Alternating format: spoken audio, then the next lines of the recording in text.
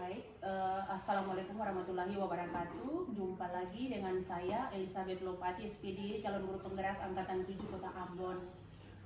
Kali ini saya tidak sendiri tapi ditemani oleh salah seorang guru, Ibu Selvi Kiat, SPD, guru matematika pada SMP Negeri 11 Ambon. Assalamualaikum Ibu Selvi. Waalaikumsalam Ibu Lisa. Bagaimana kabar hari ini Ibu? Alhamdulillah baik. Ibu bagaimana kabarnya? Saya juga baik dan saya berharap Ibu akan tetap sehat dan baik selama proses percakapan ini berlangsung sampai selesai. Amin. Ibu, hari ini kita akan ada dalam percakapan praobservasi. Nanti saya akan mengamati jalannya proses pembelajaran di kelas atau sebelum saya melakukan proses supervisi di kelas. Nah, adapun tujuan dilakukan supervisi di kelas untuk mengetahui dan mengevaluasi jalannya proses pembelajaran yang dilakukan dan mengapa hari ini perlu dilakukan percakapan praobservasi sebagai persiapan awal dan Ibu akan lebih siap serta percaya diri lagi sebelum melakukan proses pembelajaran sehingga pembelajaran itu dapat berdampak baik bagi murid ya Bu. Iya. Ada beberapa tujuan pertanyaan yang akan Ibu sampaikan antara lain. Yang pertama, berkaitan dengan tujuan, apa tujuan yang akan Ibu capai dalam proses pembelajaran nanti? Baik, berdasarkan rancangan pembelajaran yang saya buat Bu, ada 2 tujuan pembelajaran. Yang pertama adalah peserta didik mampu menganalisis data berdasarkan distribusi data, kemudian ada nilai rata-rata, median, modus, dan juga sebaran data untuk mengambil kesimpulan. Itu yang pertama. Kemudian yang kedua, peserta didik mampu menyajikan dan menyelesaikan masalah yang berkaitan dengan distribusi data, nilai rata-rata, median, modus, dan juga sebaran data untuk mengambil kesimpulan. Jadi kira-kira seperti itu Bu, ada 2 tujuan pembelajaran saya. Baik Bu, jadi ada 2 tujuan pembelajaran yang akan Ibu capai setelah proses pembelajaran itu selesai nanti. Iya Nah, benar Bu. bagaimana dengan area pengembangan yang akan Ibu capai? Oke, untuk area pengembangan yang saya lakukan itu ada 2 Bu yang saya ambil. Yang pertama itu ada keterampilan dan yang pertama ada pengetahuan dan yang kedua ada keterampilan. Kalau dari aspek pengetahuan, saya lebih menilai pada pengetahuan siswa, apakah dia mampu menganalisis data berdasarkan dari materi yang nanti saya ajarkan. Kemudian yang kedua, dari aspek keterampilan yang saya lihat bagaimana siswa mampu menyajikan dan menyelesaikan masalah yang berkaitan dengan materi yang akan saya ajarkan. Kira-kira seperti itu aspek yang saya lakukan. Oke, jadi ada 2 area pengembangan yang akan Ibu capai. Iya, Bu, yang benar. pertama itu dari aspek pengetahuan dan yang kedua dari keterampilan siswa ya Bu. Iya, Bu. Nah, selanjutnya saya ingin mendengar bagaimana rancangan pembelajaran yang akan Ibu terapkan di kelas. Mungkin dari strategi pembelajarannya, model pembelajaran, bahkan metode yang Ibu gunakan itu seperti apa di kelas.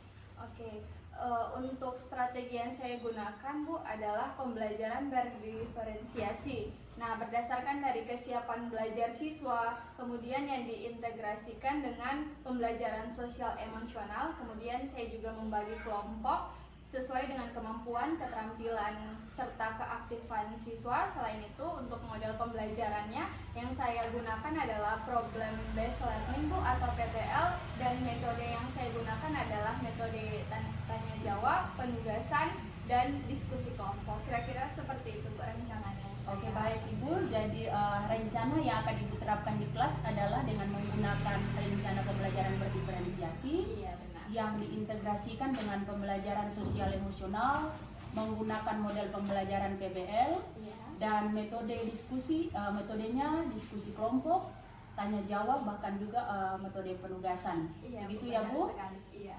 Nah, bagaimana dengan media pembelajaran yang sebentar nanti Ibu terapkan di kelas?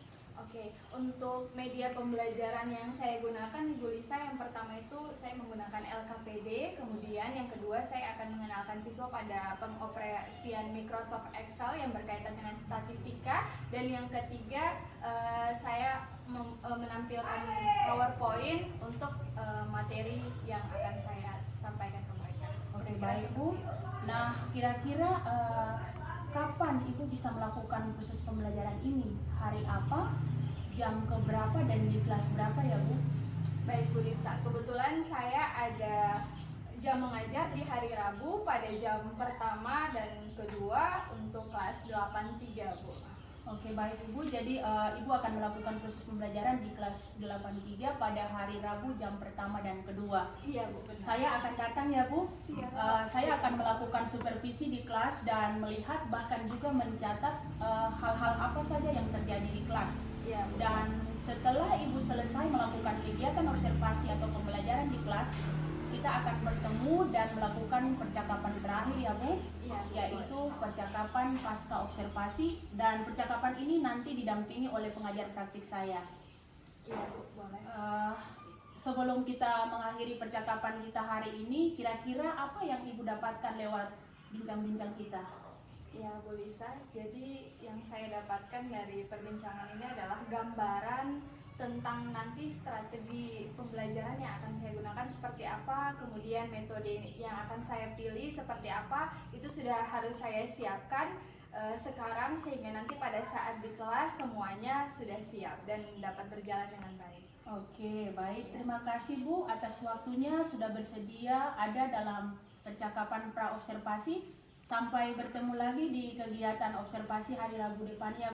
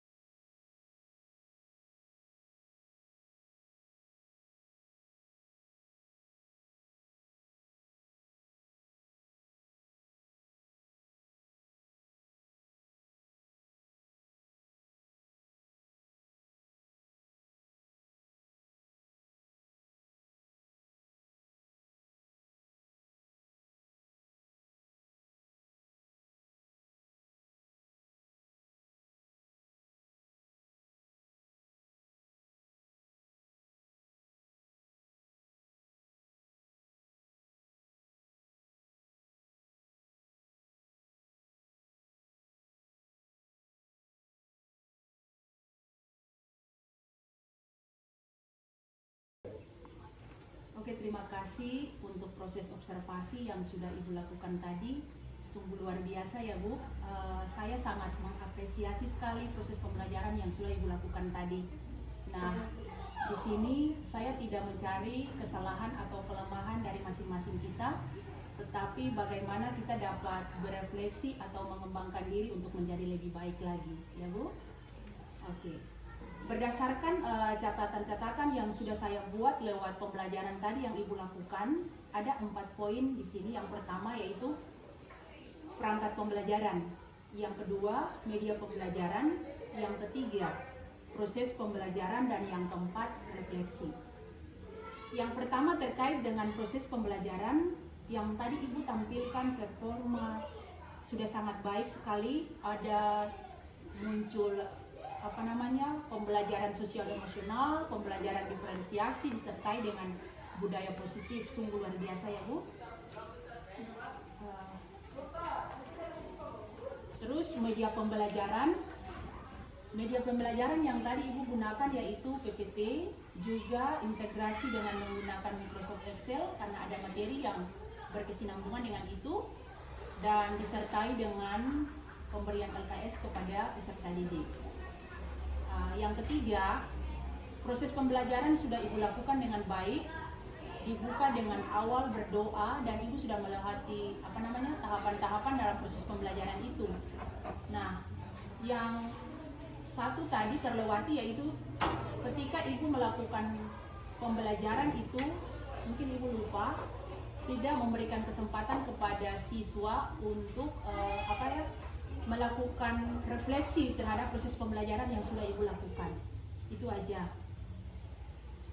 Nah, setelah itu ada catatan refleksi lewat proses pembelajaran tadi. Menurut saya itu pembelajarannya sudah sangat bagus. menyenangkan, terus hal-hal yang sudah ibu lakukan juga sudah sesuai, hanya saja yang tadi terlewati di saat proses pembelajaran tidak memberikan kesempatan kepada siswa untuk memberikan refleksi, supaya kita sebagai guru ketika selesai proses belajar mengajar kita juga merefleksi apa yang tadi kita lakukan terhadap siswa untuk pengembangan dan menjadikan pembelajaran itu lebih baik dan menyenangkan lagi. Oke. Nah, Ibu Selvi, di sini ada pertanyaan yang ingin saya sampaikan. Yang pertama itu, bagaimana perasaan Ibu sekarang? Baik Bu Lisa, yang saya rasakan awalnya itu saya deg-degan Bu. Namun setelah saya diobservasi, sudah berjalannya observasi, saya merasa tertantang sekali ya.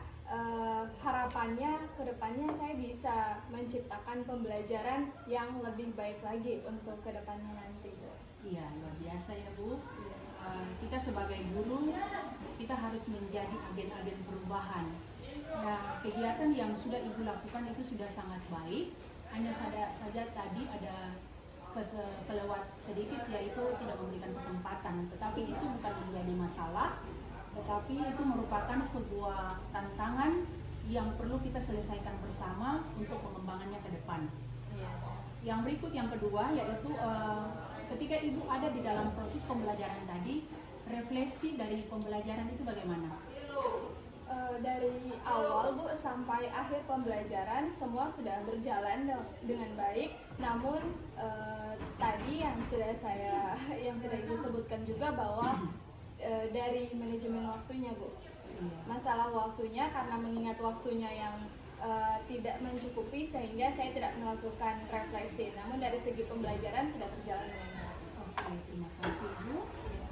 Itu bukan menjadi kekurangan ya Ibu. Yang pasti yang akan menjadi akhir dari sebuah pembelajaran itu menjadi catatan untuk bagaimana kedepannya Ibu dapat melakukan perubahan-perubahan dan perbaikan demi pengembangan pendidikan di sekolah ini. Iya Bu. Nah, yang berikut, pertanyaan yang berikut, apa tujuan dan harapan Ibu Selvi? Iya baik. Tujuan saya Bu Lisa dari pembelajaran ini, saya bisa membuat pembelajaran ini lebih baik lagi sesuai dengan strategi yang sudah saya susun, yang sudah saya buat. Dan untuk harapannya itu dari pembelajaran berdiferensiasi ini saya bisa salurkan, bisa imbaskan kepada teman-teman guru yang lain. Kira-kira begitu Bu Lisa. Oke, luar biasa ya Ibu.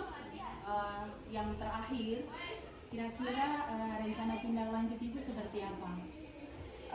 Jadi untuk rencana tindak lanjutnya itu saya ada dua Bu. Yang pertama itu perbaikan tentang kekurangan-kekurangan yang tadi itu akan saya lakukan sehingga kedepannya pembelajaran bisa berjalan dengan baik, lebih baik lagi.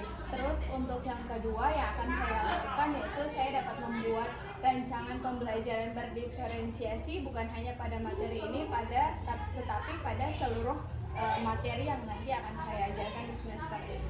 Oke, sangat luar biasa ya Bu. Saya pikir hal-hal yang tadi Ibu sampaikan terkait dengan kekurangan itu saya berharap tidak menjadikan Ibu sebagai sebuah masalah yang harus Ibu jalani, tetapi bagaimana menjadikan itu sebagai sebuah tantangan yang perlu diselesaikan bersama demi perbaikan dan pengembangan pendidikan ke depan di sekolah ini. Iya Bu. Ya. Saya kira percakapan kita pasca observasi cukup sampai di sini, dan kedepannya selanjutnya Ibu akan melakukan perbaikan-perbaikan dan pengembangan di depan. Iya baik. Demikian Ibu, terima kasih dan selamat siang. Terima kasih. Ya.